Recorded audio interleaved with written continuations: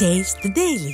சென்னை பெசன்ட் நகர் கடற்கரையில் மாற்றுத்திறனாளிகளுக்காகவும் மூத்த குடிமக்களுக்காகவும் அமைக்கப்பட்ட மரப்பால பணிகள் முடிவுற்றும் இதுவரை திறக்கப்படாமல் இருப்பதாக பொதுமக்கள் குற்றம் சாட்டியுள்ளனர். சென்னை மாநகரை அலங்கரிக்கிறோம் என்ற பெயரில் விளம்பரத்தை தேடி வரும் ஸ்டாலின் அரசு பெசன்ட் நகர் கடற்கரைக்கு வரும் மாற்றுத்திறனாளிகளுக்கும் மூத்த குடிமக்களுக்கும் சிரமமின்றி நேரடியாக கடல் பகுதிக்கு செல்ல மரப்பாலம் ஒன்று அமைத்துள்ளது. சுமார் ஒரு மாதமாக மக்கள் பயன்பாட்டுக்கு வராமல் மூடப்பட்டுள்ள இந்த மரப்பாலம் பணிகள் முடிவடைந்தும் எதற்காக திறக்கப்படாமல் இருக்கின்றன என பொதுமக்கள் கேள்வி எழுப்பி குடியரசு தின விழாவை முன்னிட்டு தமிழகம் முழுவதும் அனைத்து அரசு மதுபான கடைகளுக்கு விடுமுறை அளிக்கப்பட்டிருந்த நிலையில் சென்னை சைதாப்பேட்டையில் உள்ள ஒரு அரசு மதுபான கடையில் மது விற்பனை செய்யப்பட்டதை கண்டித்து அதிமுகவினர் சாலை மறியலில் ஈடுபட்டனர். சைதாப்பேட்டை ஜோன்ஸ் ரோட்டில் உள்ள அரசு மதுபான கடையில் இரவு பகல் பாராமல் 24 மணி நேரமும் மதுபானம் விற்பனை செய்யப்படுவதாக கூறப்படுகிறது. குடியரசு தின விழாவை முன்னிட்டு மதுபான கடைகளுக்கு விடுமுறை அளிக்கப்பட்டிருந்த நிலையில் ஜோன்ஸ் ரோட்டில் உள்ள அரசு மதுபான கடையில் மது விற்பனை செய்யப்படுவதாக அப்பகுதி பொதுமக்களும் அதிமுகவினரும் காவல்துறையினருக்கு புகார் அளித்தனர். இது தொடர்பாக விடியா திமுக அரசின் காவல்துறை நடவடிக்கை எடுக்காமல் அலட்சியம் காட்டியதால் அரசு மதுபான கடை முன்பு அதிமுகவினர் சாலை மறியலில் ஈடுபட்டனர்.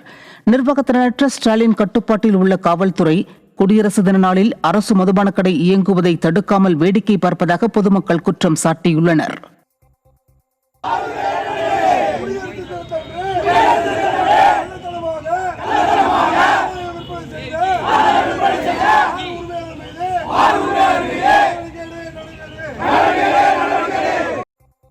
சிவகங்கை மாவட்டம் சிங்கமுனரி அருகே மலைப்பாதையில் பின்னால் நகரும் அரசு பேருந்துக்கு முட்டுக் கொடுக்க கல்லோடு நடத்துனர் ஓடிய வீடியோ காட்சிகள் வெளியாகியுள்ளன.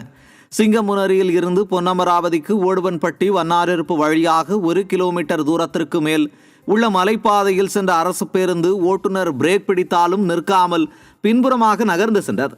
இதனால் சக்கரத்தில் வைத்து முட்டுக் கொடுப்பதற்காகவே நடத்துனர் பாறாங்கல்லோடு பேருந்து பின்னால் நடந்து சென்றதாக கூறப்படுகிறது. நிர்வாக திறனற்ற ஸ்டாலின் ஆட்சியில் அரசு பேருந்துகள் முறையாக பராமரிக்கப்படாததால் பாதியில் வழியில் பழுதாகி நிற்பது, பிரேக் பிடிக்காமல் போவது, டயர் வெடித்து சிதறுவது போன்ற சம்பவங்கள் அதிகரித்து வருவதாக பொதுமக்கள் குற்றம் சாட்டியுள்ளனர்.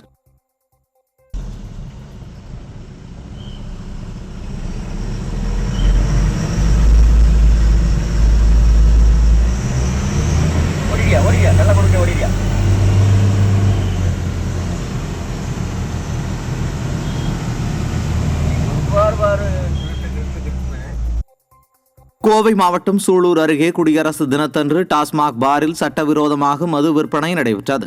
கண்ணம்பாளையம் பகுதியில் உள்ள காரைக்குட்டை டாஸ்மாக் பாரில் குடியரசு தினத்தன்று சட்டவிரோதமாக மது விற்பனை செய்யப்பட்டதால் அப்பகுதி மக்கள் கடையை முற்றுகையிட்டு வாக்குவாதத்தில் ஈடுபட்டனர்.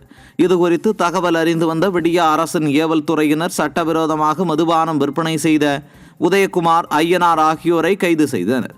கடந்த ஆட்சியின் போது தமிழகத்தில் இளம் விதவைகள் அதிகரித்து விட்டதாக பேசிய விடியா திமுக நிர்வாகிகள் தற்போது எங்கே சென்றனர் என மக்கள் கேள்வி எழுப்புகின்றனர்.